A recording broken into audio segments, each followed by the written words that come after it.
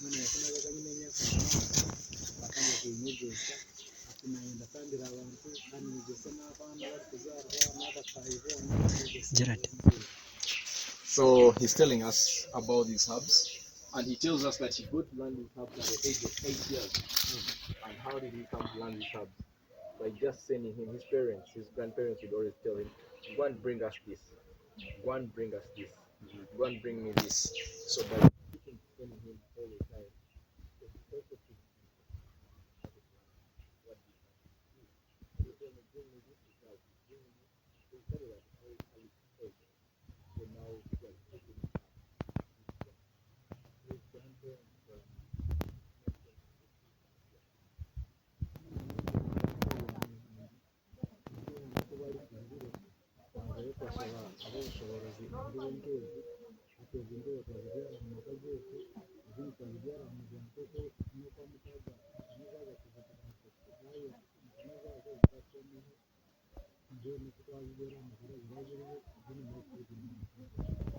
telling us that most of these herbs were always collected from the park, but when the park got to be gazetted to become a national park, they stopped them from accessing the forest. So they had to convince the people. Then they gave them a chance to go back in the forest, pick most of the herbs that they were using. Then most of them were planted along their homes, and some were always put next to the river areas so that they would never dry up. Like in this month of June, it's a dry season. So those that are next to the river shores, they cannot dry up, so they still use these herbs. naenda kutangira umurwere yari kumva hariya naletaga umusheka ngware namara kugwara umurwere mugande kubyama namara kubyamaho ndakoresha imitono kugira ngo mukire uko mu mutwe neza ko mutwe gutera n'imunda y'iko n'imunda y'urumwe kuba mbere mu nda y'abeswe z'umurengero w'amamaza kukomeza. So he's telling us it's like in the modern hospitals. He tells us that when someone comes to them and they are sick, what they always did is to put down a mat, then they make them sleep on it, then they do testings by using their very hands. Bless you. By using their very hands, feeling the temperatures, getting to look into the eyes, look under the tongue, get to hear the heartbeat, get to feel the kidneys, how they're beating. So by doing all those tests, they'll be able to come up to get to know the illness someone was suffering from. Then it will make him come up with the right medication of whatever illness the patient was suffering from. Those are the mortar and the pestle. That's where they did more pounding. Most of the things were done in there.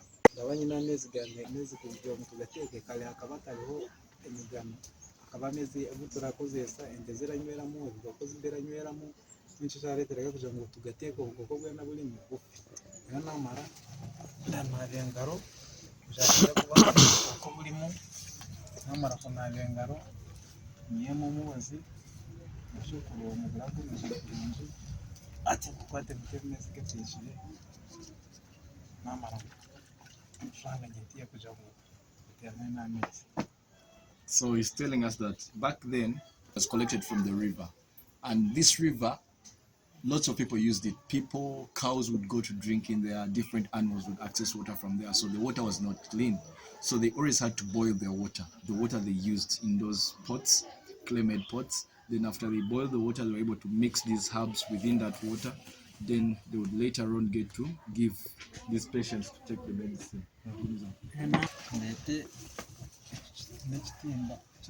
That was like a filter. They used grass.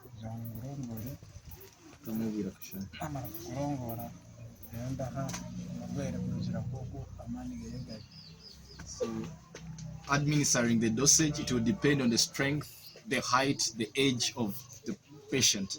That would mold like a funnel.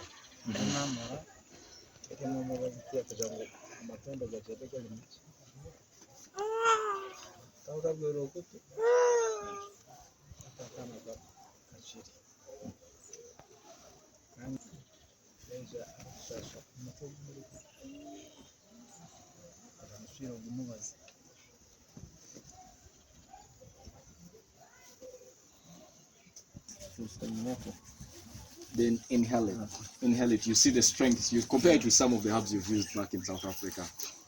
Yo, what do you feel? It's like Do you get smell something like a Vicks from yeah, it? it's like a Vicks. It Like a opens tea up tree. your sinuses. It does. So this would act like Vicks Vaporub, Lil Mint, Calma, Mental Plus. And what people would do, they would inhale it, rub it over their forehead, then you take a nap for like maybe 30 minutes or an hour. By the time you got out of bed, you're good to go. kandi aizarukutanaga nabashireki kandi n'ikirungo barakinywa n'icyayi. That whenever someone had an upset stomach and they were vomiting, this was always good because it smelled well.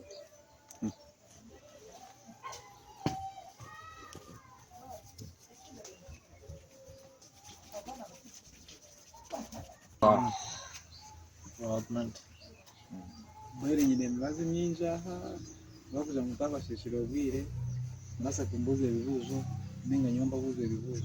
So he's telling us that he has lots of herbs here, but because of interest of time, please you ask him some questions. If not, he's going to be able to ask you some of his questions.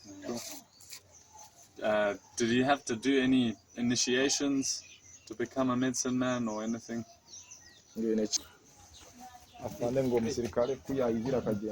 Iyi n'empulizana manu kale tukaba turawulizana amatwara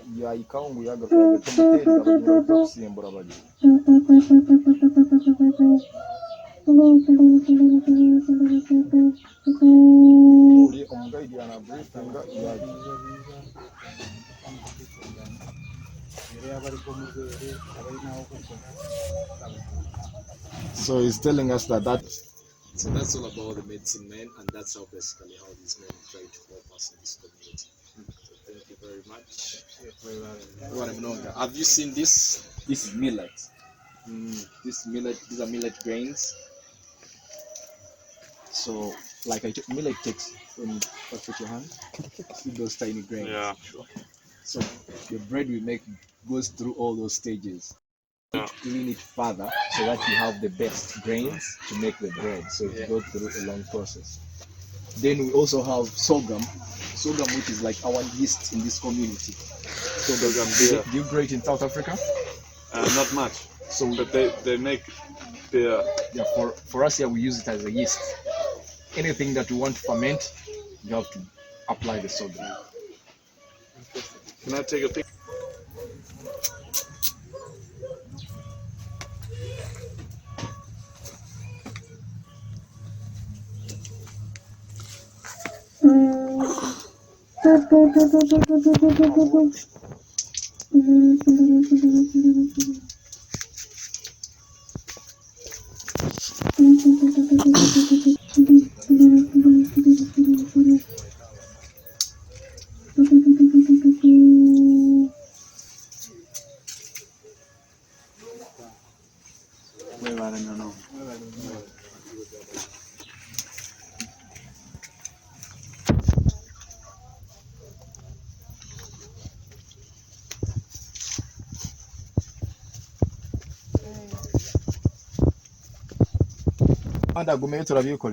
So these are coffee beans.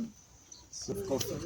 So whenever, in case like in South Africa, I believe in some villages you could grow coffee. Yeah, not like So coffee, whenever you want to plant coffee, this is what you're going to be able to plant. This is a sun-dried bean. So you get these beans into your nursery bed. Then you're going to wait for 2 weeks, 3 weeks. Then you'll have to transplant them to the main garden. Once they get to the main garden, you're going to be patient for 3 years.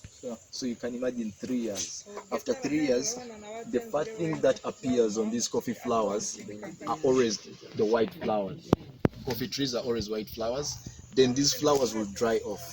When they dry off, you see those small openings like spores on the body. So in here is where the green beans are going to be emerging. So the green beans will start growing as they get bigger. Then they'll be able to change from the green color to the red berries. Once they get the red berries, we are able to have our first pick in 3 years. So we shall be able, we don't sell the beans at this point. After picking them, we sun dry them for 14 days, which are This is what we call a very complicated stage. Here I mean, we also have the so-called middlemen, rich men who never want to grow the coffee beans or the coffee trees, but they always come when you have the end product, exploit you. The close friends. Yes, so the ones who carry you on the stretcher. So you're going to realize that someone is going to give you less than $1 per kilo of your beans, which is going to be very, very big cheap. So as a community, we have come up with measures of how we can do away with these men. Fair trade. Yes, fair trade. So we have come up with these machines. It has a long opening in here, but inside it has another wood. It's like a groove inserted. You see that? Then it's able to rotate it 360 degrees.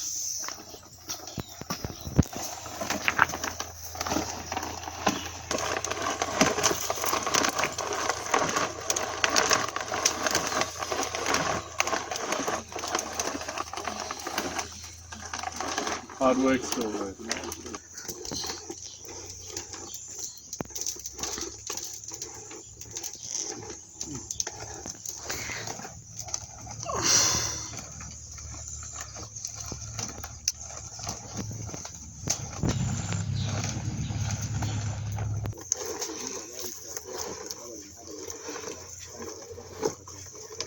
Oh, that's close. Worth the cup.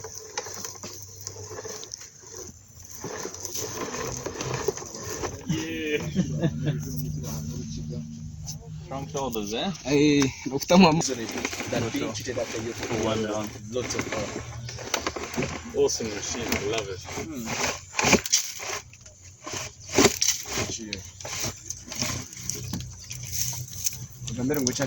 So this is what. Good job. Ah, like a corkscrew. Wow. Awesome. So the beans are crushed and they all roll out with their hussets. So would you say this is a new invention? Yes, this is a new one. So Wow. still take it.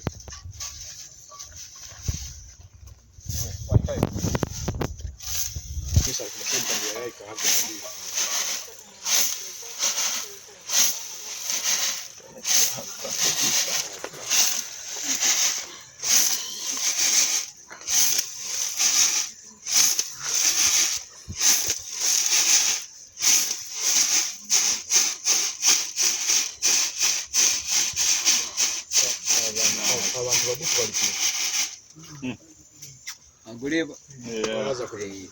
Well done. Broken. So those that are not dehusked are re-poured, then you can do it again. So you always, and people don't sell what they do, they don't sell small kilos. You wait until you have like 100 kilograms. Each kilo goes for around $4. So that's a bit reasonable. Yeah. So you're able to enjoy those bigger profits. So let's get your shoulders. So let's get into the kitchen. And arms. Make flour out of the grains. Ah.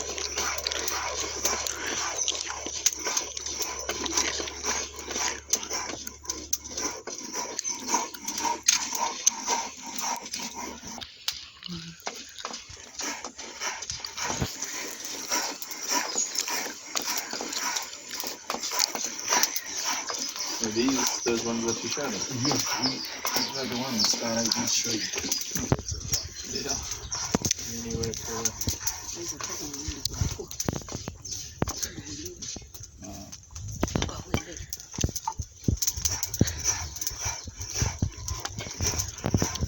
so these are some of the beans here. There's the coffee bean. And because it's a clay-made pan, so it really does the roasting so nice. The fire is Incredible. Does not make the coffee taste that much sweeter, eh? natural coffee, no preservatives. One of the best coffee.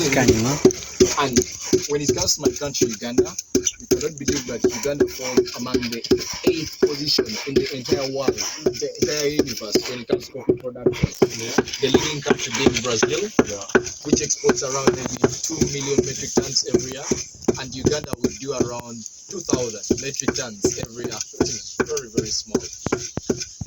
But still, which makes us very proud to see that the country where the first coffee berry was sighted does not even fall among the top 10 countries in the world. Uganda produces 2,000. And in Africa, where's Uganda? Top.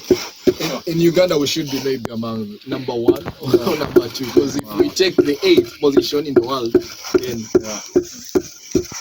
so let's look at the 2 flowers. So this is the millet, it's dark. This millet, then this is the yuca. So when you want to make the bread, Yuca is so fine. yeah. So when you want to make the bread, we mix the 2. The millet is very strong, so the yuca is made soft in it. So we mix the 2 products, and by that time our water should be boiling. Let's stand and look at the water. See how the water is boiling? Yeah. But the mother, people would not be very sure that the water had boiled. So what they used to do, they would first cover the water and see the reaction. So the reaction was the one to prove themselves right. Wow. That the water had boiled. Because in case you used to make bread, when the water is not yet boiled, something that will come out is not going to be bread, it's going to be something else. So you needed to make sure that the water had boiled to 100 degrees. And they should be a bit equal to each other. And this isn't to make the fast bread, The quickest bread. Yeah. So most cases, what people do, they always mix these flours, then they have them like in big tins inside their houses. So anytime they come in, they're ready. Wow.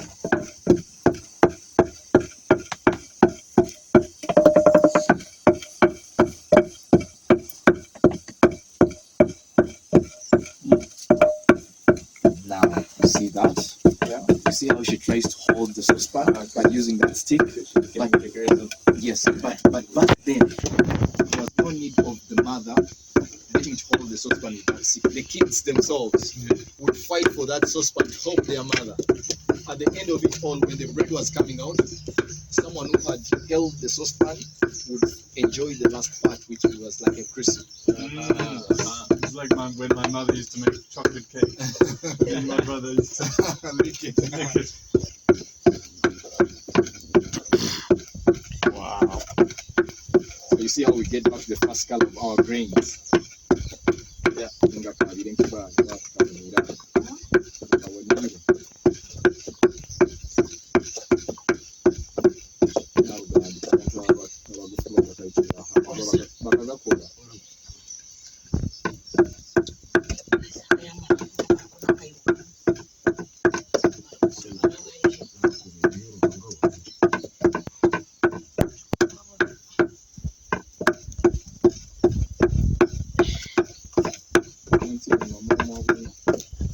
So she's baking the bread while she's doing this. The bread, it's almost So I mean, she's mixing it and cooking, baking it at the same at time. the same time.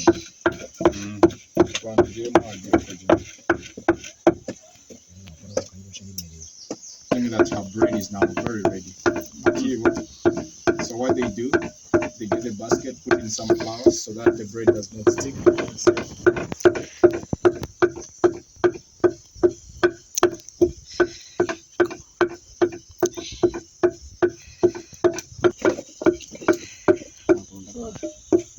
Well done.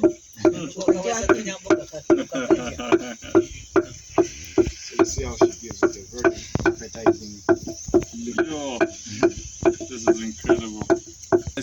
Yeah, we're going to have a taste of this bread. She's making me hungry. Let's have our seats again. Making me hungry.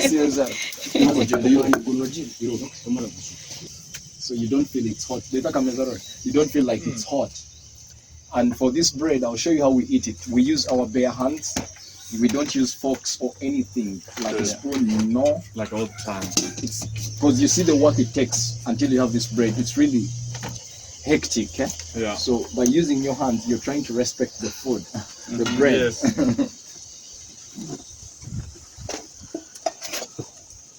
Beautiful. Hey, what a privilege. How is it? How is the bread? In Zulu we say mnandi kakhulu. Nandi Gakulu. Very nice. Very nice. That's in Zulu. So you speak Zulu? A little bit, yeah. Yeah. So do you all eat peanuts? Yes. Yes. Oh, wow.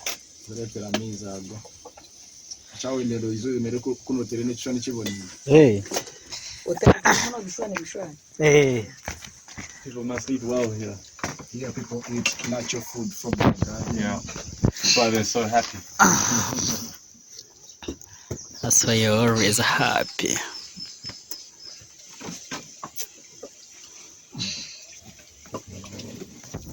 So the water is a bit warm. Kunanta ebigwiremu.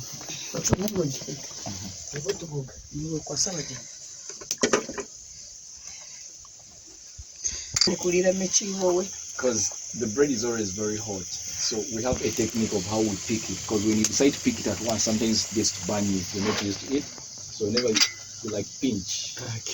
You like pinch. When you pinch, you leave it a bit.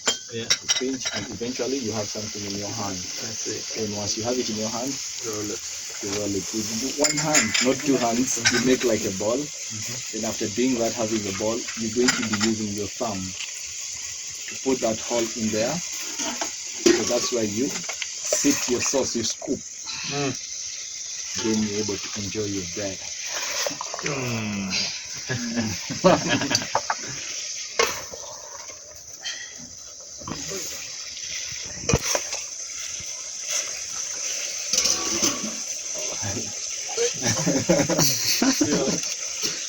You can turn it like sometimes you get to turn it so that you don't get so much burnt.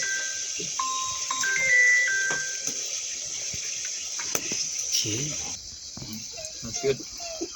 Because you have soft hands, that's why it sticks too much. Oh, my hands are too soft.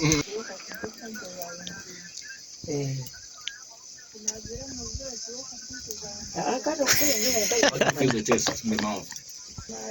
Fresher than fresh. So my wife at home, Yeah. if I'm to eat, I eat almost that big full basket. Good for you. Yes, and sometimes I even get to remove my shirt. Too, maybe. I get off my shirt because I'm going to really take good time eating that.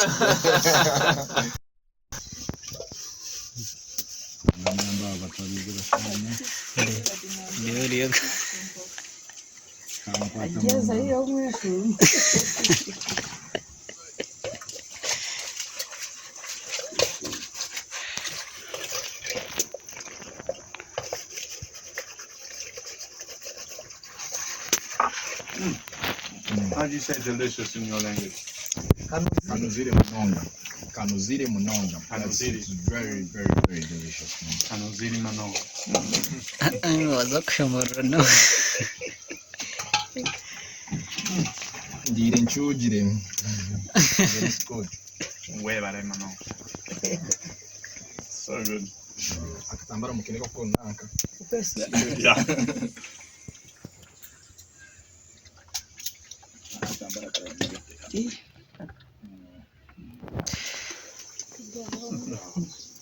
Yeah, sticky stuff.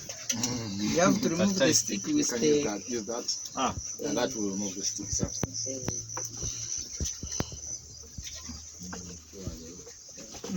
Wateka. And if you want to say what, thank you very much, you say wateka munonga. Wateka manonga. Yes, that's if you've enjoyed the food. Yeah. And it's really nice. You say wateka munonga. Wateka manonga. Kale basebo. Shikamo mwana kwa.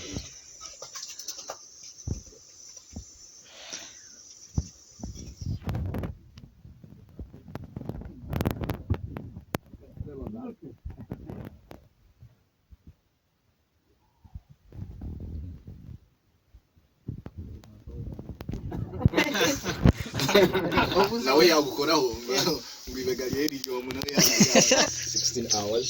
Strong for me then. Ogunanchiro. Umukazi. No, that's fine. I'll have light. Medium. Medium. Yeah, we love the same part. I love copper, yeah. How do you change the strength?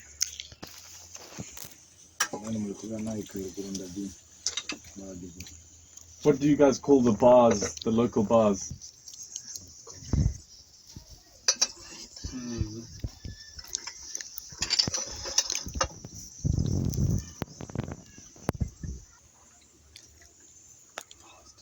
It's delicious.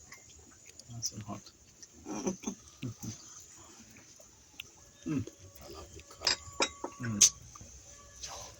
Something like They can be starter, they can be accompaniment, they can be ranch, anything. There's so many. Yeah. Yeah, well, I know the Ethiopians, they like having popcorn with coffee. Oh.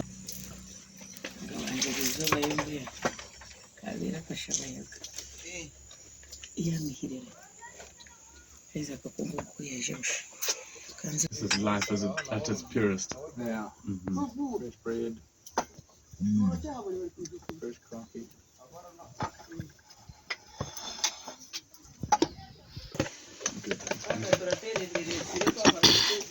They eat, how they prepare them, how they make their own bread.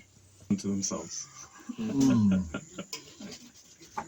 are is, mine. which is very challenging. Yeah. Someone gets to possess you and like They think they can. Yeah. they can always go. They think they can. It's an illusion.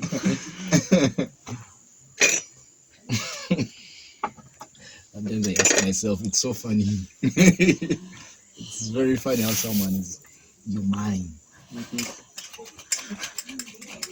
Yeah.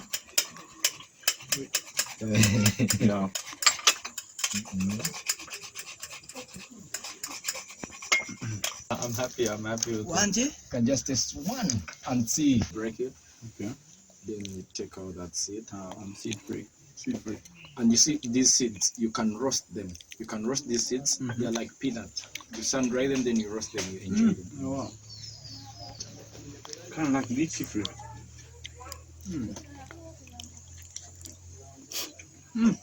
Sure.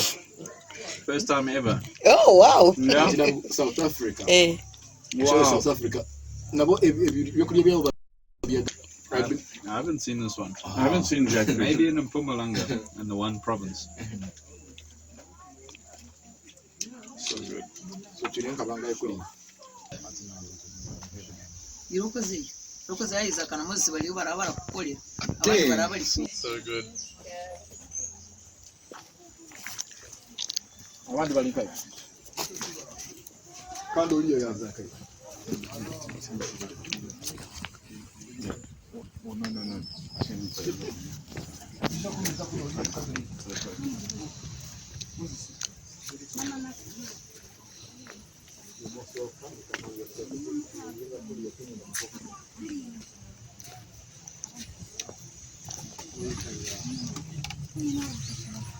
So you're most welcome within this area. How did you get to notice that these are battle? We have many living with us. The Batwa are the natives of this area. When you get to trace our origin, most of us, we don't come from this place. You'll find that some of my grandparents came all the way from Congo, and some of my other grandparents came all the way from Rwanda. So we are a mixture of people here, but eventually it mixes up with the Chiga tribe. Yes, but I believe that many years this land was all occupied because this entire, when you look at those hills, they were a forest. Yeah. So this entire village was occupied by the Batwa people, and they moved all over this forest and this land. So they lived there. When they go to the forest, they live by hunting, food gathering, and honey collecting.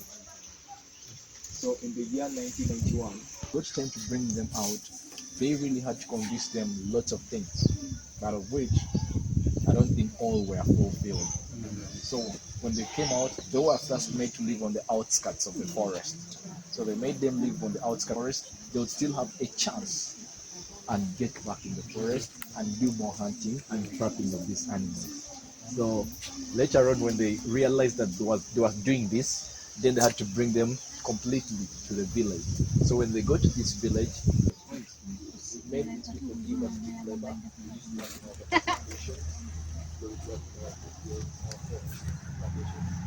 What happened?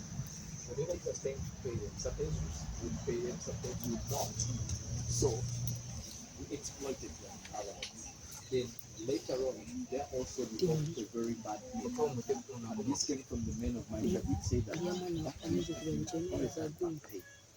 if you sleep with their women who were shot back then, your back pain would go away. But this wasn't true. This was only out of selfish interests of men of my tribe that they had to involve themselves in such acts. Many of these Batwa ladies were left pregnant, and these men did not come out to take full responsibility. And before 2000, people did not, like, HIV was just there. Like, people did not have medicine for HIV. Wow, that they were suffering, or HIV was there. So people would have the virus within their body, and most cases it would break down their system, immune system. So you realize that someone would become very, very tiny. And let's say your friends, God forbid, your friends, and maybe you stay close to each other. But when you go away for some long time, when you come back, you get to realize that one of your friends has become very tiny. It, in actual sense, it was the virus breaking down my immune system. So in Uganda, HIV at some point was related to witchcraft. People would fall sick because they would not know what was eating up their bodies. Then whenever they were asked, because if they had some issues with their friends or their neighbors or a relative, they'll be like, one of my relatives bewitched me. But yet in actual sense, it was the virus eating up their bodies. So those are some of the challenges that the battle went through. So they really went through hardships. But I'm happy today to tell you that after the sensitization that has been done within this community, within the country, today we take them as people. Back then we used to take them like animals. Today we take them as people, and today we're having open intermarriages. Not like before where you needed to sleep with one of them, believing that your back pain will go away. It was just a mere myth. So that was totally a lie. So these are some of the demonstrations of the huts that they used to set in back in the forest, back those days. But today they no longer sleep in such huts. Yes, that was the big house. So they had different houses, and they always had those big tree houses in the forest. Whenever they went for hunting, they would not leave their young babies on the ground because of the bush pigs. The bush pigs would smell these babies in a distance. So sometimes these bush pigs would kill these young babies when the men were aware and the women had gone for fruit gathering. So the animals saw. For that to happen, not to happen, they would always leave their kids in these big tree houses. Then they would leave some other people on those big tree houses to watch over them.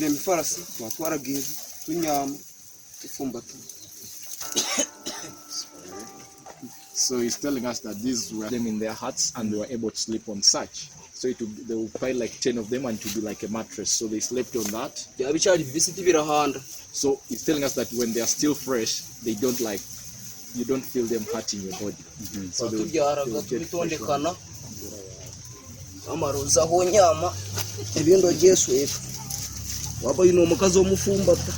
So they would cover themselves in their huts. And if you had your wife would be in front, then the other kids would be behind their back. So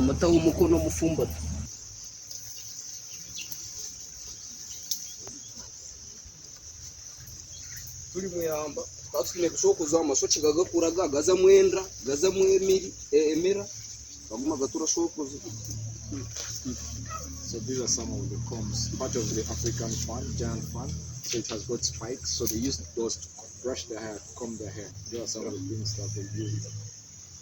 I'm not quite sure for the girl. Well,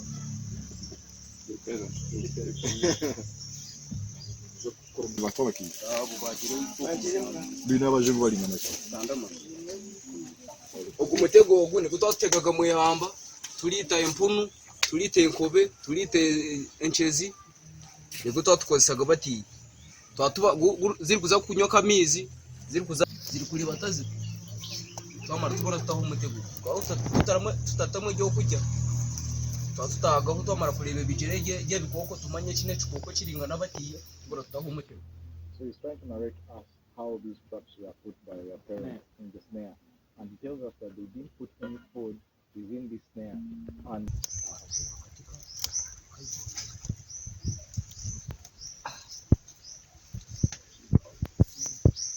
so back in the forest was big, so this is just a big version of what you.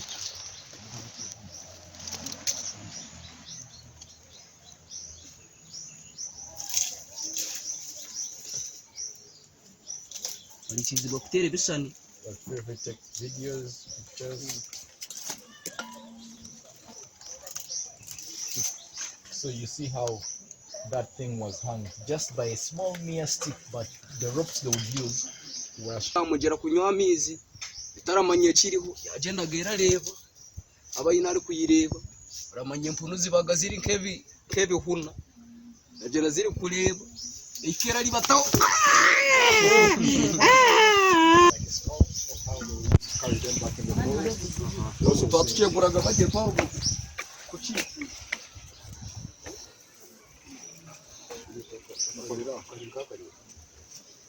So those are some of their special sticks that they use to make fire. Mati, iso tukwati.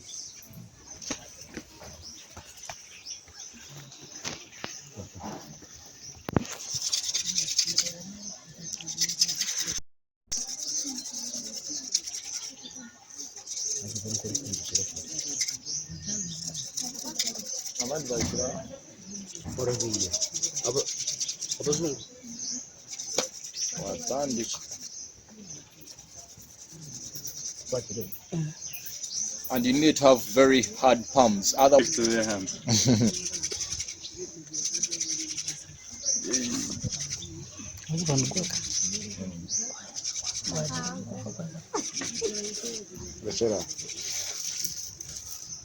So that's how quick they were. Mutagwata. Yeah, mporampa.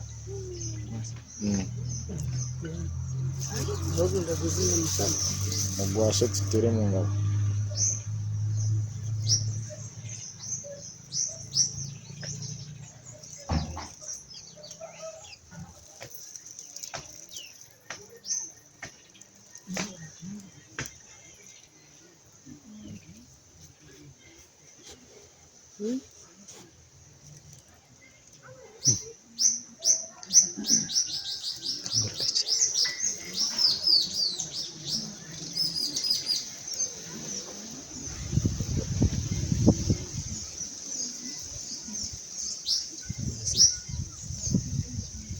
Aranywaga munonga gwarara. Gwarara.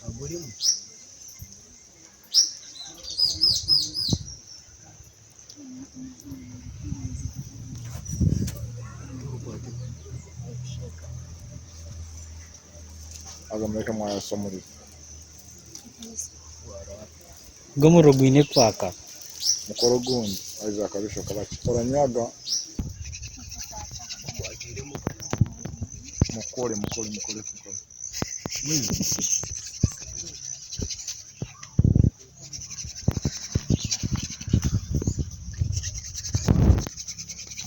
Gwaza. Mukwatiremu.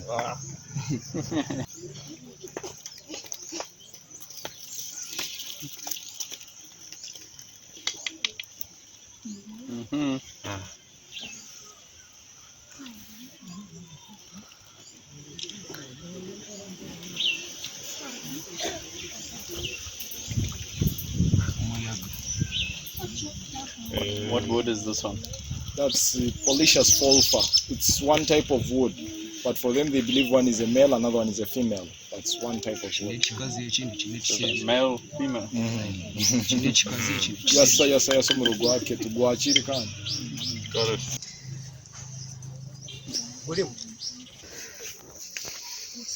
Banyaga muhanda w'abantu. Wanjikurema.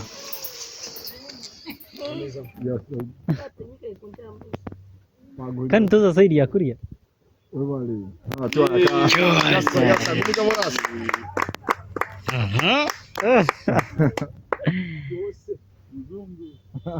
Has made a fire.